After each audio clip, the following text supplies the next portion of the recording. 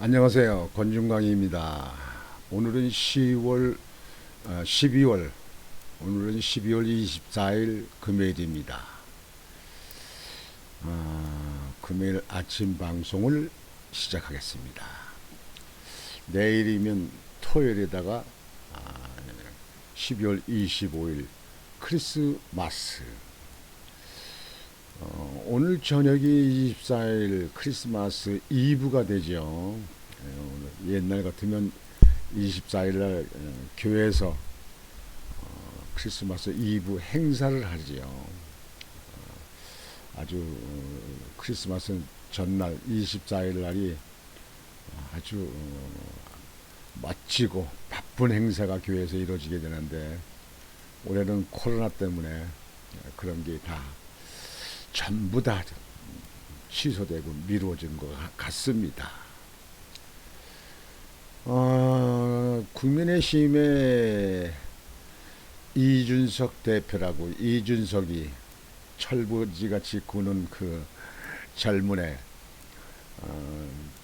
선거 캠프 상임 선거대책 그 공동위원장 그것도 사퇴하고, 그 다음에 홍보 비디오 그 본부장 총본부장 한 것도 사퇴하고 당 대표만 한다고 합니다. 지금 온라인상에는 당 대표도 그만두라고 하는 것이 댓글이 한 7천 명씩 올라왔습니다. 7천 명씩. 그러니까 전국에 보는 국민들이 보는 또 있고 당원들이 보는 거이 저나 생각이 같은 것입니다. 당 대표가 도대체가 이래가지고 뭐 당 그 업무를 보이콧하고 말이지, 지방으로 돌아다니면서 그냥 몽리를 부리는 이런 당 대표 봤습니까? 세계에도 없고 한국에도 없던 거예요 이게. 젊은 애들은요 끈기가 인내가 없어. 그냥 당대표는 그렇게 아무나 하는 게 아니에요. 다음에 우리 그 당원들 말이죠. 국민의힘 그 야당의 당원들 대표 뽑을 때는요. 정말 사람이 도덕적으로도 그렇지만 좀 그 점잖고 실력 있고 경륜 많은 사람들, 이런 사람들을 좀 선출 좀 하시면 좋을 것 같아요. 예. 지난번에 나경원 대표가 됐으면 이렇게 시끄러운 문제가 없을 텐데 말이지. 이게 선거 앞을 놔두고 말이에요. 예, 선거 한 2달 좀 조금 더 남았잖아요. 이게 한 80일도 안 남았는데 이 대표가 이게 뭐 재 뿌리는 거예요. 뭐 소금 뿌리는 거예요. 뭐 어저께 동지 뭐 그 동지라고 그러는데 엊그저께 동지 있는데 뭐 팥을 뿌리는 거예요. 잡신은 귀신은 물러가라 하는 걸 뿌리는 거예요. 도대체 이게 뭐 하는 짓거리예요 이게. 대표도 그만둬야 됩니다. 자격 없습니다. 이미 해당 행위를 하고 있는 겁니다. 당대표가. 해당 행위를 하게 되면요. 출당을 시켜야 돼요. 당에서. 하여튼 윤석열 후보가 그냥 제가 방송에 드린 것 같이 그냥 자기 스타일로 자기를 그냥 보여주고, 그냥 뭐 그 오염되어 있는 그 기존 정치권에 있는 거 따라서 하려고, 그거 배우려고 하지 말고요. 그냥 자기 스타일로 가세요. 새 시대는 새롭게 그렇게 가야 됩니다. 윤 총장 기본이 우리 국민들 다 알잖아요. 깡다구만 있으면 돼. 그냥 정부 그냥 밀어붙이고 뭐 하는 거 그렇게 하면 됩니다. 그리고 각 그 지역에 있는 그 저기 저 국민의힘의 그 당에 각 지역에 그 있는 그 위원장들 또 국회의원들 이런 사람들은 각 지방에 나가서 자기 지역구만 책임져요. 내 지역구를 반드시 이긴다. 내가 있는 그 시를 이긴다. 그런 쪽으로 하세요. 인천의 이학재 의원 같이 하세요. 이학재 의원 벌써 35일인가 36일째 요즘에 인천 전역을 다니고 다닙니다. 중앙은 중앙에다 맡겨놓고 표를 엮으러 다닙니다. 구슬도 끼어야 목걸이도 되고 뭐 팔찌도 되고 그런 거 아닙니까? 구슬 끼듯이 표를 끼워야 됩니다. 끼워 붙들어 매야 됩니다. 거긴 그렇게 하고요. 뭐 또 여당은요. 뭐 이낙연 전 저기 저 총장이 한 50여일 동안 이렇게 혼자 돌아다니더니 이재명 그 후보하고 뭐 만나서 오찬을 한다 그러는데 뭐 서로 잘 풀리는지 모르겠습니다. 결국은 이낙연 그 전 여당 그 후보 낙선 후보가 모든 걸 포기하고 이재명을 돕는 쪽으로 하는 건지 모르겠습니다만 뭐 그네들은 그냥 내버려두세요. 어차피 그 후보 그 후보가 나가는 게 낫지 않습니까? 새로운 후보 나오는 것보다 법조계 문제가 많은 사람 전과 사범 아들이 온통 뭐 그냥 상습 도박판에 그냥 도박에 그 일리가 있는가 봐요. 그게. 하여튼 그쪽에는 그렇게 내버려 두고요. 오늘은 여당에 있는 그 선거 캠프에 있는 사람들 그런 사람들이 하는 얘기를 좀 같이 엮어서 말씀을 드리고 그 다음에 문재인 대통령의 그 뭐 퇴임 후에 양산의 그 집으로 간다는데 집이 뭐 공사가 거의 다 끝나서 내년에 뭐 완전히 3, 4월이면 다 끝나서 입주가 가능하다. 그래서 5월에 퇴임하게 되면 그를 간다. 그래서 그쪽에 있는 것을 가지고 연합해서 보도를 해드리겠습니다. 먼저요, 이 고민정이 있죠. 고민이 정이 들었는지 고민스러운 여자 고민정이가 또 이제 또 말을 그러는데 뭐라 그랬냐면요. 문 대통령의 진짜 오판은 방역, 그 코로나 방역 있잖아요. 오판은 방역이 아닌 윤 총장을 임명한 거다. 이제 그렇게 말을 했어요. 고민정 의원요. 윤 총장을 검찰총장으로 임명해서 검찰총장을 대통령 후보가 되도록 하게 그렇게 반역하게끔 이렇게 한 것이 문 대통령의 오판이다. 이렇게 얘기를 했습니다. 고민정인 잘 말을요 앞뒤를 모르는 것 같아요. 지난번에는 방송에 드린 데 같이 원희룡 저기 그 제주도지사 원희룡 의원을 갖다가 그 국회의원들 국회의원들이 가지고 있는 그 법에 뒤에 숨지 말고 면책 특권 법 뒤에 숨지 말고 나와라 뭐 이렇게 얘기를 했지 않습니까? 그럼 원희룡 의원이 국회의원도 아닌데 무슨 면책특권이 있어요. 그러니까 분야를 모르는 것 같아요. 이 여당에 있는 의원들은 참 많이 그래요. 그 전에 또 고민정 의원 또 그랬잖아요. 울산 그 선거 그렇게 할 적에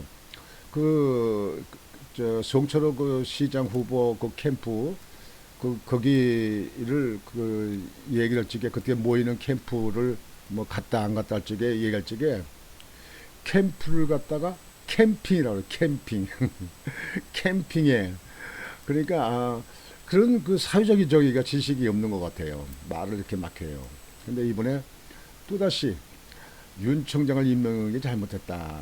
대통령 후보까지 되게끔 만들어서 대통령이 되게끔 만든 것이 잘못했다. 그런 뜻으로 얘기한 것 같습니다. 그런데요, 문통이 오판에서 임명한 거 잘못한 걸 따지면요, 고민정 같은 사람을 임명한 거 청와대 대변인도 있었잖아요. 그런 사람을 또 비례대표 국회의원을 만든다든가 국회의원으로 당선시켜 공천을 준다든가 고민정을 임명한 거 그것도 오판인 거고 내가 볼 때는요. 그 다음에 조국 같은 사람을 갖다가 청와대 뭐 민정수석을 임명했다가 그 다음에 검찰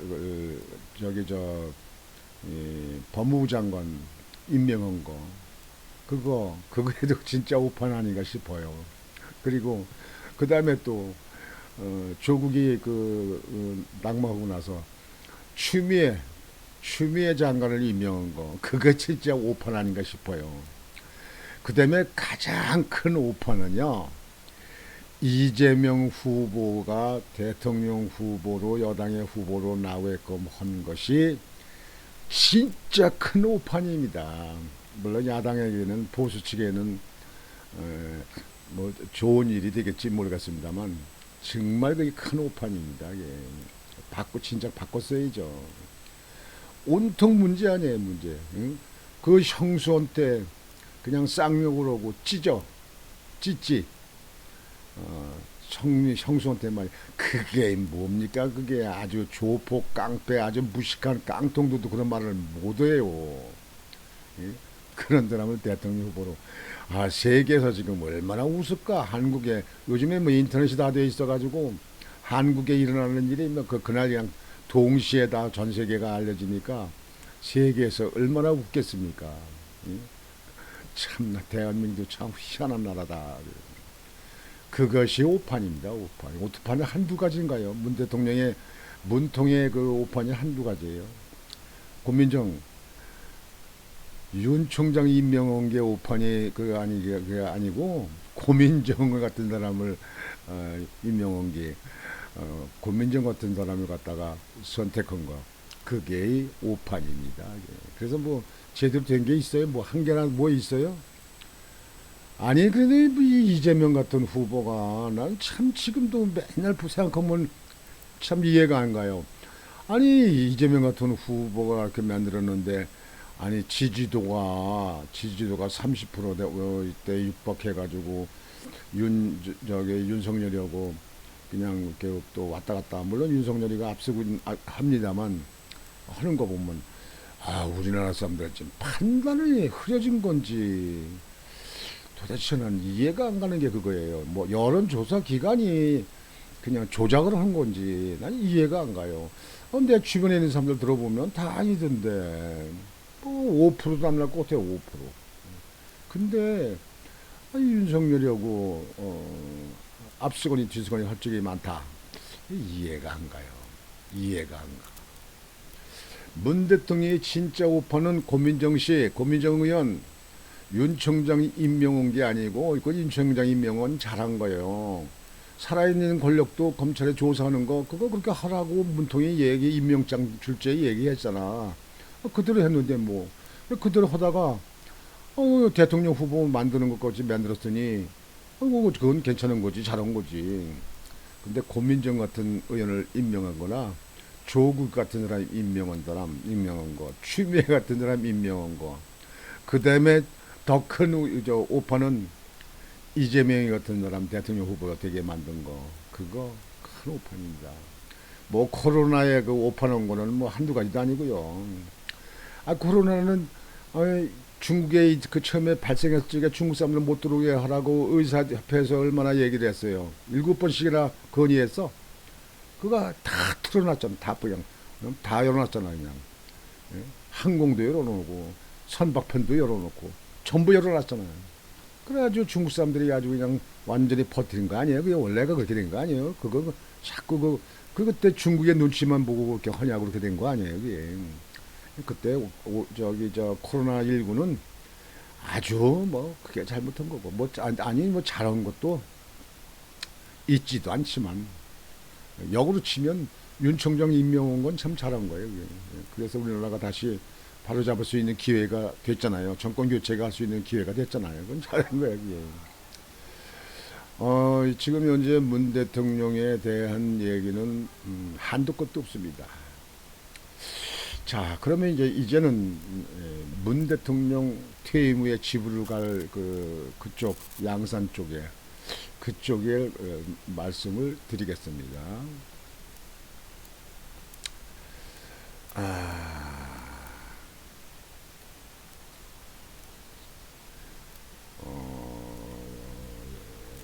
문 대통령 퇴임 후 머물 양산 신축 사정 내년 3월 말부터 4월 초 준공이 된다. 이게 이 양산의 그 집입니다. 지금 여기 이렇게 담벼락 친데 이거 뭐 감옥을 만들었나 본데 감옥을 일찍이 만들었나 이거 저기 울타리 그, 친 거구먼. 근데 공사 끝나면 다 뜯어내겠지 이게. 여기 이 안에입니다. 여기 이 안에 이게 이게 그 한 800평 되죠. 1000평은 좀 빠지고 이게 그리고 이제 음, 경호동도 짓고 이렇게 합니다. 문 대통령 퇴임 후 머물 양산 신축 사저 모습 드러내. 문재인 대통령 내외가 내년 퇴임 후 거주할 경남 양산시 하북면 평산마을 사저가 모습을 드러내기 시작했습니다.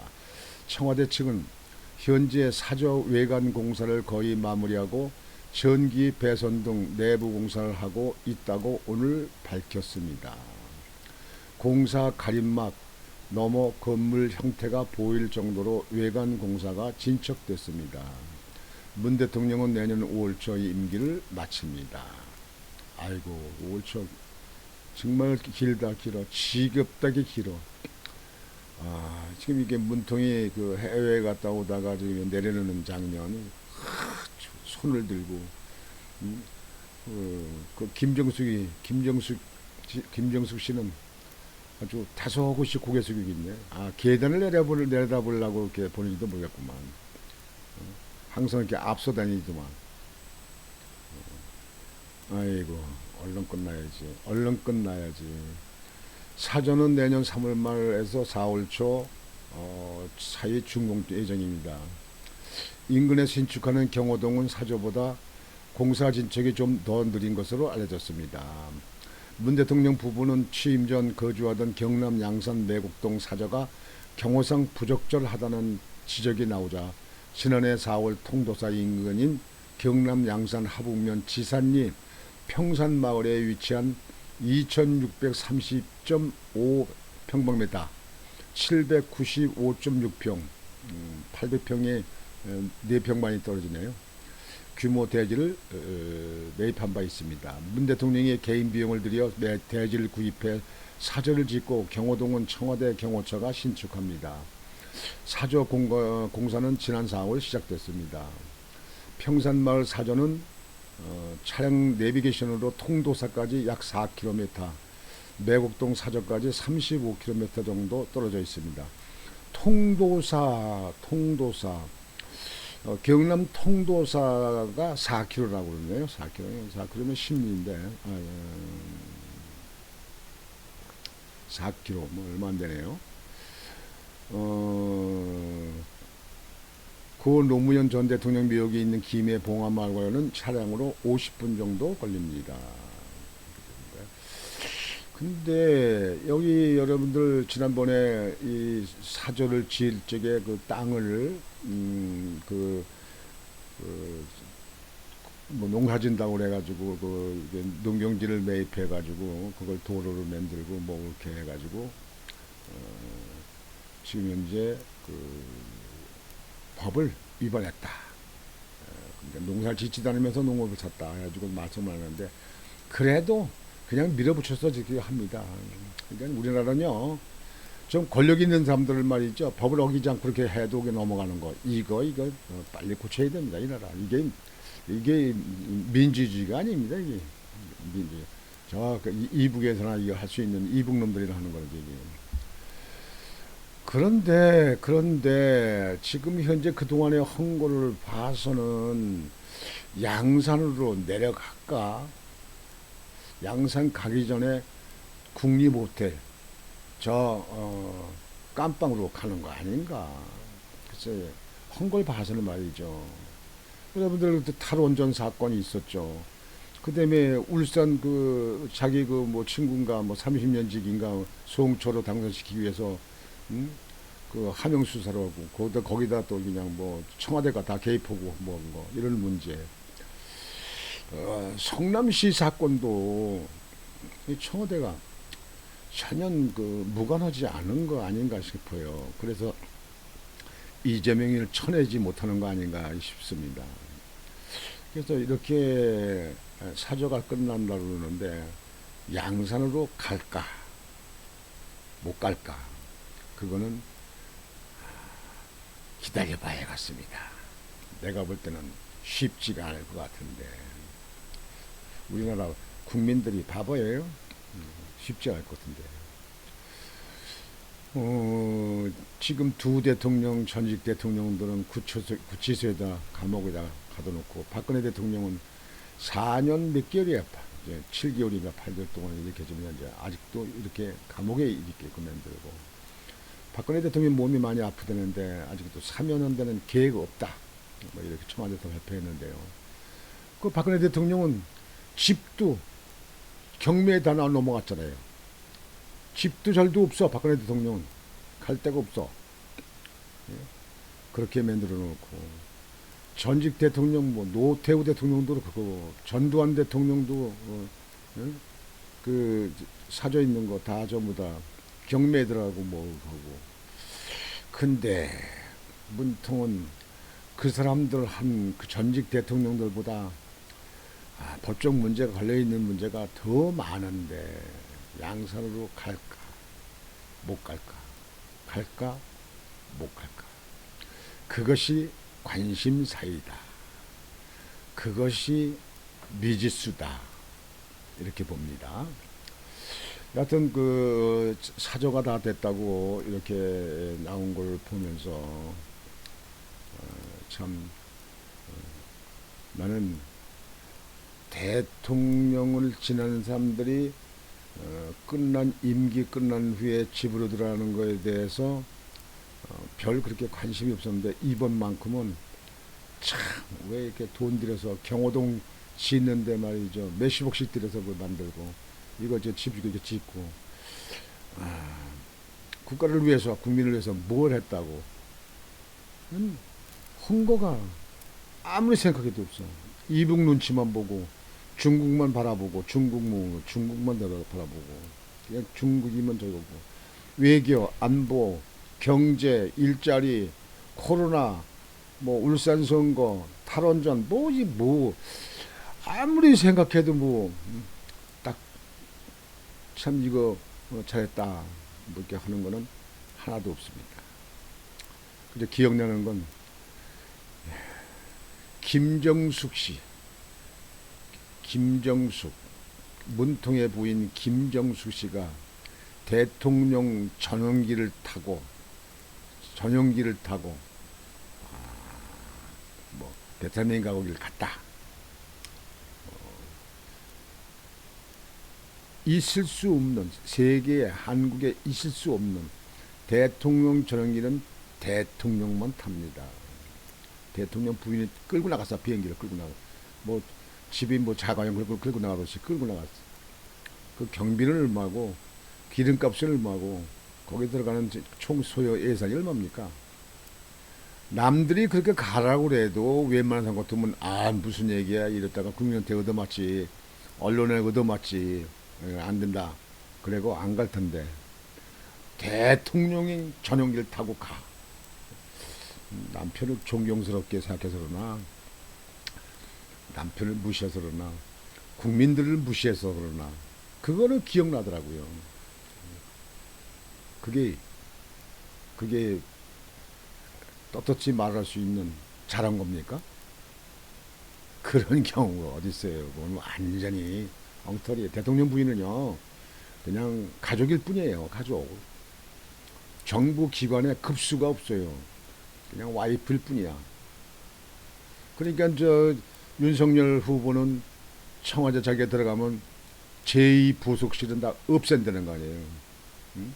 제2 부속실이 대통령 부인이 거처할 수 있는 그 부속실 만드는 거 아니에요. 그냥 관저만 있으면 되는 거예요. 먹고 자고. 그래서 윤석열 후보는 아주 그거를 발표한 걸로 나는 아주 잘했다고 생각합니다. 제2 부속실만 없애도 거기 근무하는 종사원들 전체가 한 30명을 인원을 줄일 수 있다는 거예요. 국가 예산을 줄이는 거 아니에요? 하여튼 오늘은 이렇게 여러분들에게 이 나라 돌아가는 상황에 대해서 문통의 사저 갈집 거기 낸 사안하고 그다음에 여당의 후보들에 대해서 말씀을 드렸습니다. 오늘도 여러분들 아주 활기차고 행복하고 아주 보람 있는 그런 하루가 되시기 바랍니다. 12월 24일 오늘 저녁은 크리스마스 이브의 날입니다. 내일은 크리스마스로 휴일이 되겠죠. 여러분들 크리스마스 요즘엔 교회 뭐 집합 교육이 안 되죠. 교회가 예배가 안 되니까 교회들 그렇게 많이 못 가시는데 하여튼 여러분들이